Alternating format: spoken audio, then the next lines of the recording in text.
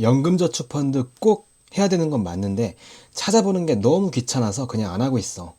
주변에 물어보면 이렇게 말하는 친구들 꽤 있거든요. 그래서 오늘 이 영상 하나로 연금저축펀드의 전체적인 개념을 조망할 수 있도록, 큰 그림을 그릴 수 있도록 제가 친절하게 안내해 드리도록 하겠습니다. 연금저축펀드는 노후를 위해 돈을 모으면서 세금 혜택까지 받을 수 있는 계좌예요. 말 그대로 연금, 저축, 펀드가 합쳐진 거죠.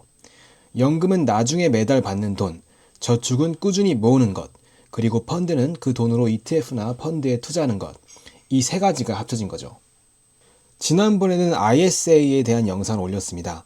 ISA는 어떻게 보면 3년에서 5년 정도의 중기 투자를 위한 계좌이고요. 연금저축은 아예 노후용으로 설계된 계좌예요.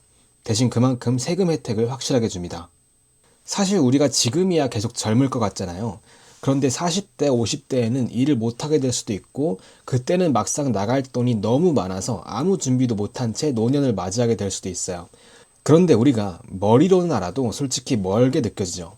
그래서 나라에서 올해 연말정산 때 세금 환급시켜줄게 라는 혜택 장치를 넣은 거예요.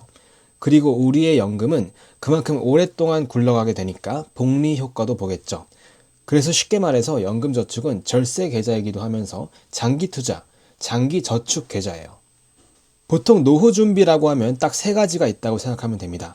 첫 번째는 국가에서 하는 국민연금, 두 번째는 기업에서 하는 퇴직연금, 세 번째는 개인이 자율적으로 준비하는 개인연금입니다.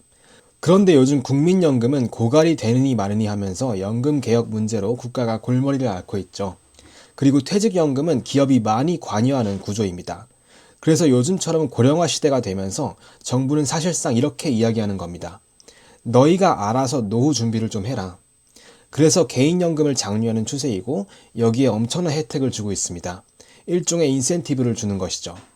그 대표적인 것이 바로 연금저축펀드와 IRP인데, 그 중에서도 연금저축펀드가 더 핵심적이다라는 측면에서 설명을 이어가겠습니다. 국가가 연금저축펀드에 어떤 인센티브를 걸었는지 아주 간단하게 설명하면 다음과 같습니다. 넣은 돈에 대해 16.5% 수준의 환급 혜택을 준다. 이게 첫 번째입니다. 세금을 바로 걷지 않고 수십 년간 유예해준다. 이게 두 번째입니다. 나중에 세금을 걷더라도 아주 낮은 세율로 걷는다. 이게 세 번째입니다. 즉 어려운 말로 하면 세액공제, 과세이연, 저율과세, 이 세 가지 혜택을 주는 구조라고 볼 수 있습니다. 하나씩 살펴볼게요. 첫 번째 장점은 세금입니다. 세액공제가 확실해요. 총급여가 5,500만 원 이하라면 16.5% 세액공제가 들어가서 최대 99만 원을 받을 수 있고, 총급여가 그걸 초과하는 분들은 13.2%가 들어가서 최대 79만 2천 원을 환급받을 수 있어요. 즉 투자 수익과는 별개로 우리가 일단 확정 혜택을 얻고 시작하는 개념이죠. 그래서 저도 최대 혜택을 받을 수 있도록 600만 원씩 넣고 있어요. 대신 이건 꼭 알고 가셔야 돼요. 공제받을 세금이 남아 있어야 한다는 거죠. 공제받을 세액이 남아 있어야 연말정산에서 혜택을 볼 수 있어요. 그러니까 결정세액이 빵원이거나 이미 기납부 세액만큼 충분히 환급을 받아서 더 돌려받을 세금이 없다면 연금저축의 세액공제 혜택이 크게 의미 없을 수도 있어요. 이런 분들이 보통 해당됩니다. 소득이 엄청 적어서 원래 내야 할 세금이 많지 않은 분, 혹은 연말정산 대비가 이미 아주 잘 되어 있는 분들입니다. 반대로 내가 어느 정도 소득이 있고 특히 고소득 쪽에 해당한다거나 대기업 근무자처럼 실제 납부세액이 있는 편이라면 연금저축을 챙기시는 게 훨씬 유리할 수 있습니다. 두 번째는 세금이 미뤄진다는 겁니다. 투자할 때 발생하는 매매 차익이나 배당금 같은 것들이 있잖아요. 이런 세금을 나중에 내라고 미뤄주는 게 바로 과세 이연입니다. 원래 우리가 일반 주식계좌에서 투자를 하면 투자이익에 대한 세금이 원천 징수되죠. 하지만 연금계좌에서는 연금을 수령할 때까지 세금 납부 의무가 없어요. 세금이 미뤄지기 때문에 우리가 젊을수록 그 세금까지 함께 복리로 재투자되는 효과를 아주 길게 누릴 수 있겠죠. 그렇다고 국가가 완전히 세금을 면제해 주는 것은 아닙니다. 세금을 안 걷는 것이 아니라 나중에 걷겠다는 것이죠. 그런데 그 나중에 걷을 때도 세율을 아주 낮게 적용해 줍니다. 일반적으로는 이자소득, 배당소득, 투자이익 등에 대해 15.4% 수준의 세금을 걷습니다. 그런데 연금저축펀드는 나중에 연금 형태로 인출할 때 5.5%에서 3.3% 정도의 세금만 내면 됩니다. 80세 이상은 3.3%, 70대는 4.4%, 70세 미만은 5.5%. 즉 원래보다 세금을 거의 3분의 1 수준 혹은 경우에 따라 4분의 1 수준으로 크게 할인해주는 제도입니다. 국가가 혜택을 많이 주는 만큼 당연히 규칙도 정해놓았습니다. 노후 준비를 하라고 혜택을 주는 것이기 때문에 몇 가지 조건이 붙어 있는 것이죠. 이것을 아주 심플하게 4가지로 정리하겠습니다. 첫 번째, 1년에 1,800만 원까지만 넣을 수 있다. 이 혜택이 너무 좋다 보니 만약 부자들이 여기에 무한정 돈을 넣을 수 있다면 국가 입장에서는 손해가 너무 커집니다. 그래서 연간 납입 한도를 1,800만 원으로 걸어놓은 것입니다. 즉 거꾸로 말하면 그만큼 혜택이 좋기 때문에 한도를 걸어놓은 것이라고 볼 수 있습니다. 두 번째, 최소 5년 이상은 납입해야 한다. 이건 노후 준비 상품이기 때문에 아주 짧게 넣고 끝내는 구조가 아니라는 뜻입니다. 하지만 노후 준비라는 관점에서 보면 5년 정도는 충분히 이해 가능한 조건이죠. 세 번째, 55세 이후에 찾아야 한다. 이 부분이 특히 20대, 30대가 많이 망설이는 이유 중 하나입니다. 너무 먼 미래처럼 느껴지기 때문이죠. 네 번째, 인출할 때는 10년 이상 연금 형태로 받아야 한다. 즉 한 번에 확 빼는 것이 아니라 월급처럼 길게 나눠받는 구조로 설계되어 있습니다. 이 규칙을 지키면 앞서 말한 3가지 혜택을 온전히 누릴 수 있게 되는 것입니다. 사람들이 연금저축펀드를 망설이는 가장 큰 이유가 사실 이거죠. 55세 이후에 찾아야 한다는 거.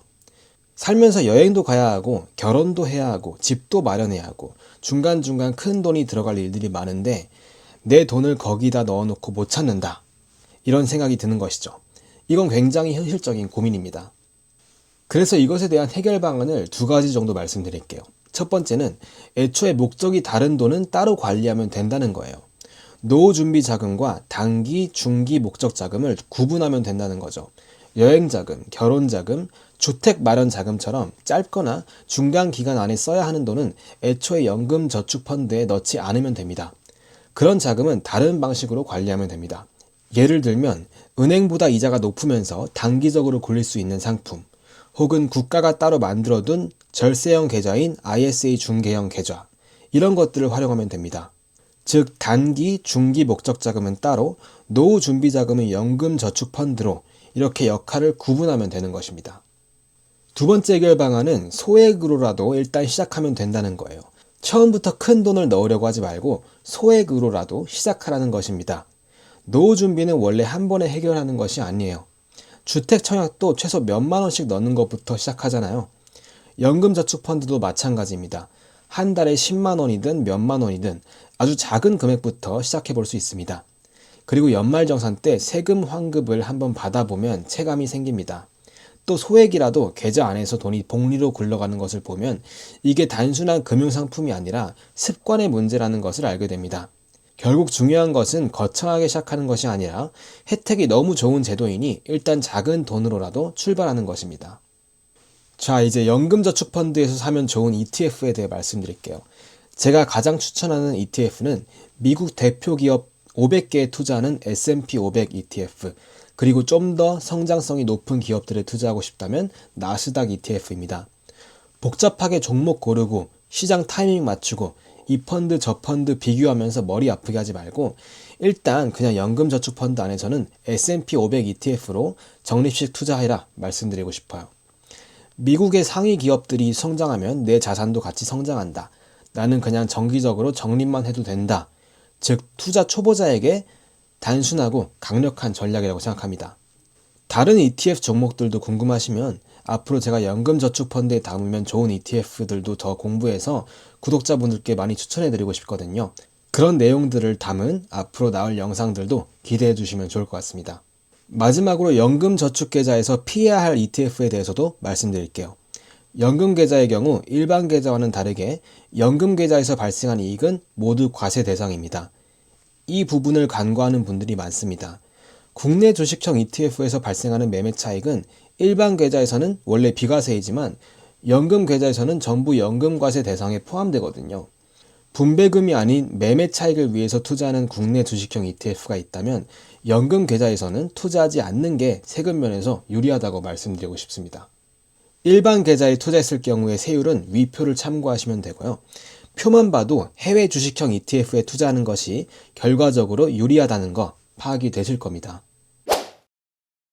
여러분, 55세가 딱 되어서 주변 친구들이 다 연금저축펀드에 넣었던 돈을 수령하고 있는데 내가 심지어 그때 이걸 몰랐던 것도 아니고 나 그때 분명 영상 봤는데 왜 나는 안 했을까 하면서 후회하기에는 그때는 진짜 늦어요.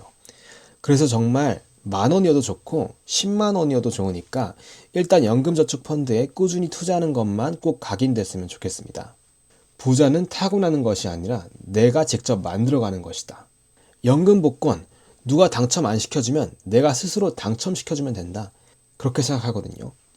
여러분들의 성공적인 투자를 응원하겠습니다. 감사합니다.